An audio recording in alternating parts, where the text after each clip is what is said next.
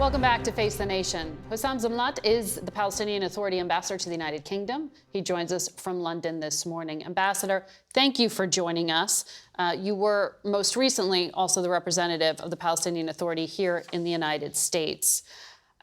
Secretary Blinken was in Ramallah today. There were no public statements made. Was this a tense meeting with your president? Yes, because there are differences. Our president demanded an immediate ceasefire to the atrocious, murderous assault by Israel on our civilians, on our people. This is not a war against Hamas. It's clear since it started, it's a war against our people, not only in Gaza, by the way, but also in the West Bank. 10,000 innocent civilians, almost half of them are children. And therefore, this is the key point now, not only because we want to stop the atrocities, the carnage, the deliberate killing of our people, but also we don't want this to spread over. Every minute we wait, there is a risk of spreading over.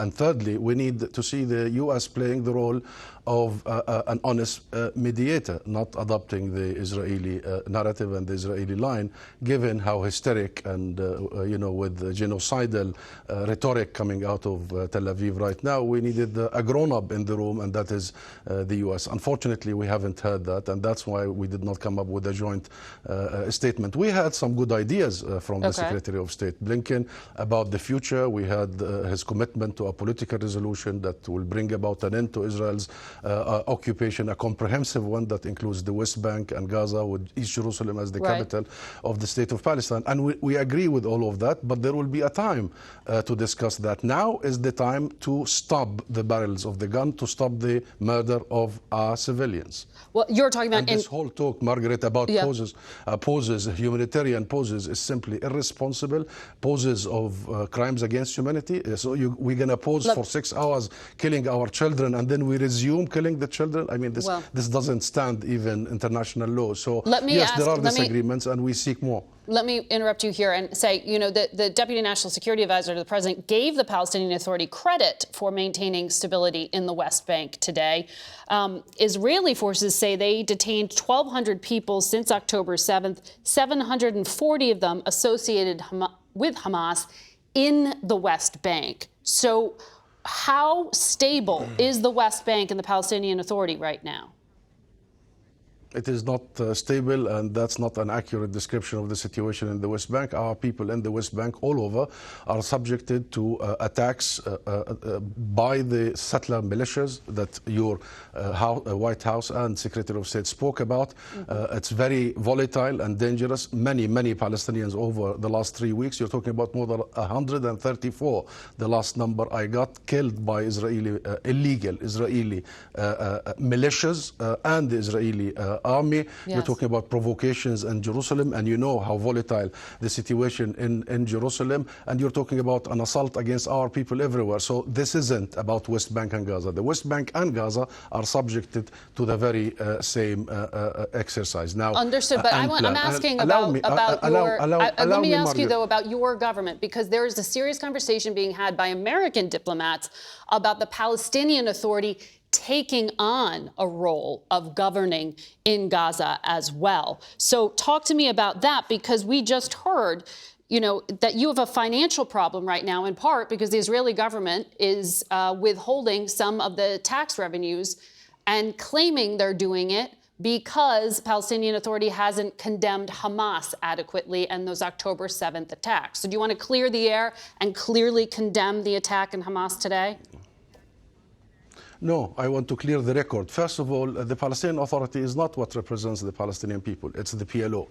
It's the Palestine Liberation Organization. I represented the PLO in Washington. Now I represent the PLO in London. The PA does not have external arms. The sole legitimate representative of the Palestinian people is the PLO. Number two, let me clarify another matter. It's the state of Palestine that will take over and protect its people in the West Bank, in Jerusalem, and in Gaza once the Palestinian occupied territory is liberated. Number three, it is the opportunity for the U.S. to be the peacemaker. I'm sure you're concerned about that tax revenue.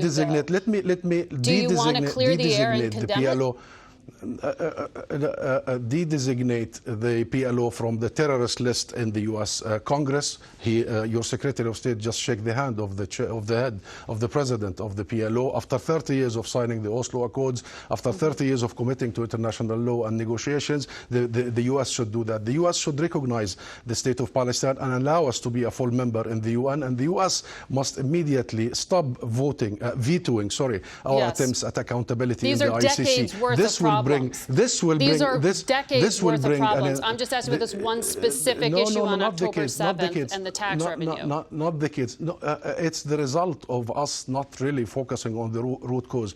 This is the moment of the U.S. to play the role. I understand there are deep root causes, but on that specific condemnation, it would just be a very quick answer. And allow me, Margaret, because I watched your interview with the Israeli ambassador, and he said two things very important. He said, those are unintended consequences, the 10,000 innocent people, the almost 5,000 children. I want to also clear the record here. This is deliberate, and this has been the Israeli military doctrine since its establishment. Hitting the civilians, so they put pressure on the fighters. From the time of the Nakba, 1948, and pushing out, ethnically cleansing two-thirds of the nation, to Beirut and Sabra and Shatila, to Gaza and everywhere. This is a military doctrine. Number two, Israel commits to international law. If they commit to international law, this is not a war. A war does not happen between an occupied and an occupier. This is an oppression, repression of our people. Wars only happen between two sovereign states. So this is a moment when you empower the state of Palestine that will be able to protect its people, Margaret. We have to leave the conversation there, but it's very clear that it's really the United States talking about a peace settlement, two-state solutions, and you did not clearly condemn that. So, Ambassador, thank you for sharing the Palestinian point of view. We have to leave it there. Thank you. We'll be right back. On Friday, we spoke with the heads of the For Country Caucus, a group of veterans in the House led by Colorado Democrat Jason Crow and Texas Republican Tony Gonzales. We began by asking them about their bipartisan efforts. What this caucus is all about is respecting each other and being able to have those debates where we can agree on some basic facts. We don't call each other evil. We don't call each other names. We're not maligning each other personally. We're actually having policy debates and figuring out how we move our country forward. Why do you think, Congressman Gonzales, that being veterans somehow changes the way you're able to speak to each other about these things? And it's as simple as service. And folks that have worn the cloth, regardless of service, they love this country. And we work together to solve real problems. The Afghan special interest visas. I mean, these are very important issues. A lot of us spend a lot of time. I spent 5 years in Afghanistan. We don't want to lose sight of our allies, and we don't want to leave those people behind. We've pushed hard with this caucus to give Ukraine everything they need to win this war, to include F-16s. We were very early. We were the first bipartisan caucus to push the administration for F-16s, and now you're seeing them start to come around. You have both, I should say, at the get-go, been outspoken in your belief that Israel has a right to defend itself in the wake of those horrific terror attacks that were carried out October 7th. You, Congressman Crow, have said just this week, Israel's military confirmed it was an Israeli attack that bombed that Palestinian refugee camp in Gaza. You said, this should not have happened. I've fought wars in crowded cities. When civilians were present, it changed our plans. Arguably, this is potentially a war crime. Why did you think it was important for you to say this? Because I stand with Israel and its right to defend itself, and I believe very firmly that Hamas must be destroyed. It cannot be allowed to exist as a terrorist organization and pose threats to the Palestinians and to the Israelis. I fought 3 times in Iraq and Afghanistan. This nation spent 20 years at war, spent over $3 trillion to destroy al-Qaeda, to destroy ISIS, and yet those organizations still exist. So the lesson drawn from that is that you cannot destroy a terrorist ideology with military means alone. You have to have politics, you have to have diplomacy, you have to have humanitarian aid, because you can kill a terrorist, but if you destroy or kill innocent civilians, you create more terrorists in the process.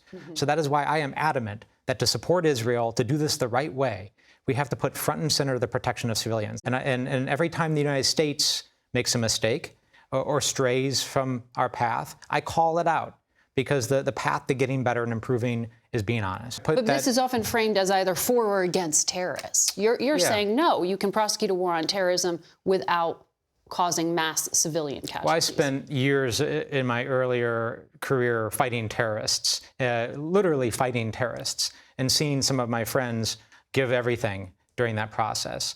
I am a very ardent national security Democrat. I know that there is no military solution to these issues alone. And because I want success, because I want us to do better and to learn from our mistakes, we have to be honest when we do make those mistakes and when our partners make those mistakes. Do you agree with that, Congressman Gonzales?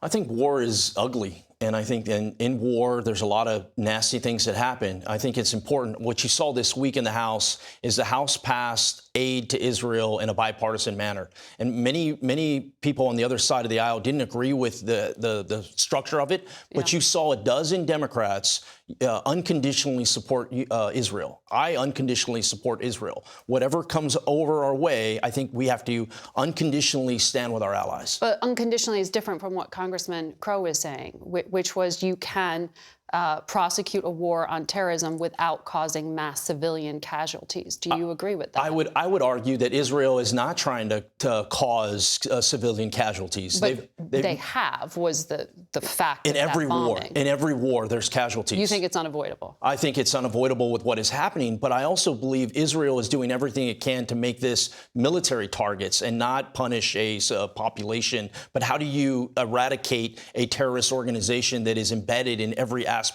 of a civilization? It's a very difficult problem set to have. But think back to the 1,400 Israelis that were slaughtered. I mean, Israel didn't start this war. I'm of the mindset, a ceasefire needs to occur when Hamas is eliminated. Right. But you were drawing a distinction between Hamas and thousands of civilians. And that's the pushback on your argument, is that there needs to be a brighter line. There needs to be a distinct, when does this war end? How does this conflict end? In my eyes, the conflict ends when Hamas is eliminated. And also, I think back to these threats are not just abroad, they're here in the United States. There has been a rise in anti-Semitism the administration has talked about, and we've talked about, the FBI has talked about. In fact, the FBI director said Jews make up 2.4% of the public, but account for 60% of the religious-based hate crimes. That was before October 7th. This has been a problem in the United States of America. Let me ask you about rhetoric, though. Do you oppose Donald Trump's repeated calls for a ban on Muslims? He just recently brought that up again. I don't pay attention to what the previous president is kind of. But I don't pay attention. I mean, okay. I mean, ban on Muslims, folks coming over here from these different countries. I'm of the mindset of this. Because it would contradict what you were talking about with the Afghan I'm of the mindset of this. It's people that can come over here legally, people that are coming over here to do, to visit our schools and do these different things. Perfectly fine. I don't care where you come from, what religion you are. But if you are actively going against the United States, if you're actively encouraging, inciting a riot and terrorism, your visa should be immediately revoked and you should be deported. Sure. You can do both. It doesn't have to be a universal ban on everyone. It also shouldn't be no laws are enforced. This is where the administration is getting it wrong. Sure. They're not enforcing anything. Sure. But just on the theme of civility, I think preciseness in language and not using ethnic groups or religious groups. Would you advise that anyone in office not call for bans of religious groups or ethnic groups? Deportations? I know you pay a lot of attention to immigration issues. Sure. I don't look at the race, religion, creed. I look at the action. And I think if we focus on the action in which these individuals are doing, and we focus on that, and then we hold them accountable. Once again, the administration is not deporting anyone that is actively inciting this terrorism. This is where the words, when the president gets up there and says, I stand with Israel, your words have to equal your actions. And I'll just say, providing material support to a foreign terrorist organization is against the law. Yes. There are numerous investigations along those lines. There have been numerous prosecutions, and I have no reason to believe this administration does not enforce those laws and to take that very seriously. They do. I know they do. And they should continue to. I'm extremely concerned about the surge of anti-Semitism. It is unacceptable. I condemn Hamas, and I condemn those who support or provide a permission structure for Hamas. And I'm very disturbed about incidents on campuses and incidents around the country where we see young people doing that. Obviously, there's freedom of speech, but there's a point at which freedom of speech becomes a violation of law if you are providing material support. And the full interview can be seen on our website and on our YouTube channel. Check it out and stay with us. And we're back with Ukraine's ambassador to the United States, Oksana Markarova. Good morning, and good to have you back here. Good morning. Good to be back. Your president has said that the war in the Middle East is diverting some attention from the war that's happening in Ukraine. And he said that's part of Russia's goals. So I want to hear from you where you think the conflict is, because I know that Ukraine has said it is running very short of U.S.-provided aid. Well, it's the war still continues the way it was going. You know, the front line is 800 kilometers. It's 620 a day. And the battle continues on all of this 800 miles, actually, not kilometers, miles. It's longer than from here to Chicago. So we do need ammunition, we do need air defense, we need all of the capabilities that we have been receiving and we were discussing. And of course, you know, right now, all the eyes are on US Congress because we need the continuation of that. We already ran out of some of the programs, we completely utilized them. And yes, we have, thanks to the planning and Congress and administration, some remaining money that we're using, but the time is of the essence.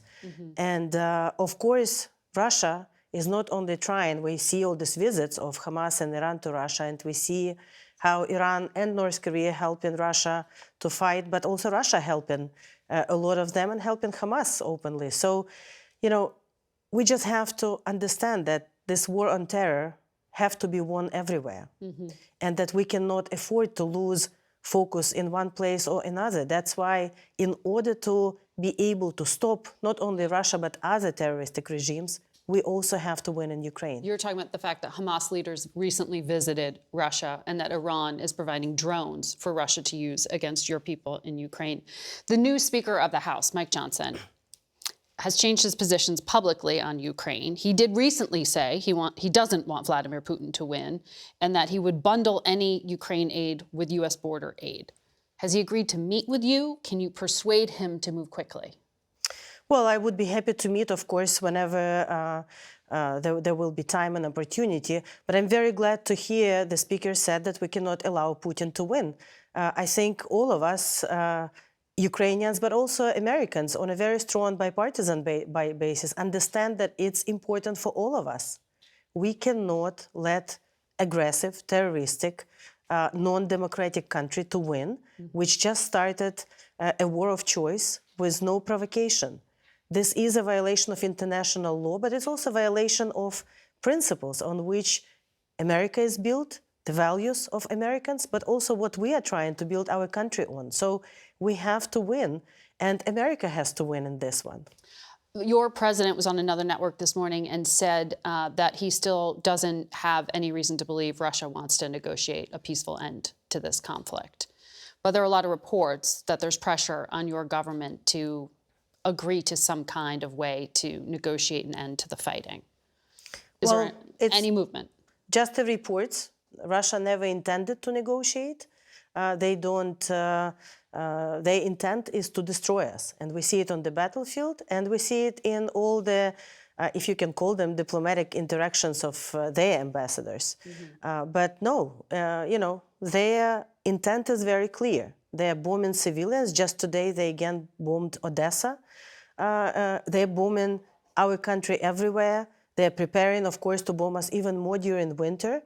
And they are trying everything possible on the long front line to achieve some kind of military goal. So that's not how people who want to actually negotiate peace act. People who want to negotiate peace first stop their aggressive war, get out from our country, and then negotiate. So no, I don't think we should, let's not get fooled by any of the reports, whether they are on anonymous sources or even some Russian sources. Your president has also talked about the need for more air defense because Russia has strengthened its abilities. He said the F-16s the U.S. promised, they won't arrive for a while, that Ukraine would like to borrow planes. How would that work? Is there some kind of immediate way to address this need? Well, there are a number, like we are open for any ideas to cooperate. So we're very grateful to American people for all the equipment that we're getting on these programs, you know, with your funding from your own stocks. And we really, again, count on Congress to continue that. We are ready to rent or lease or use any other equipment, including the American equipment. It's not only from the US.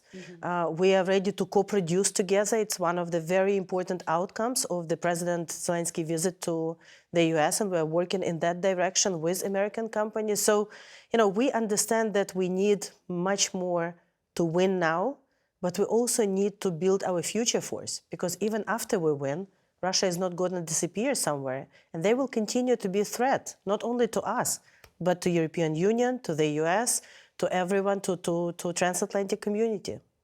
Ambassador, thank you for your time. We'll be back in a moment.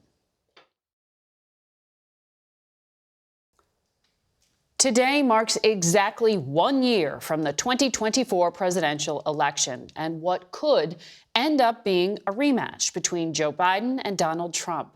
Our new CBS News poll shows Biden continues to trail Donald Trump in that possible head-to-head.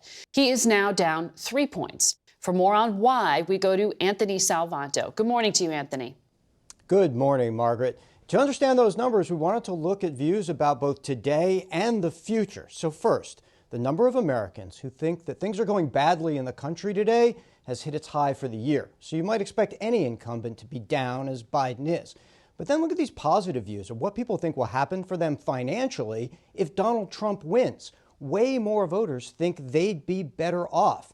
And Biden, for his part, hasn't fully convinced as many Democrats that he'd help them as the middle class still reels from inflation. Then let's look overseas. There's more voters, we find, who think that it's Trump that would keep the U.S. out of a war if he wins. And that's driven by a lot of Republican unity on that idea.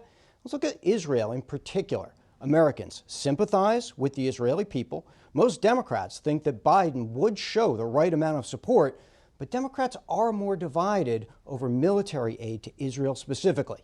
Margaret? Anthony, thank you. And that's going to be it for us today. Thank you for watching. Until next week. For Face the Nation, I'm Margaret Brennan.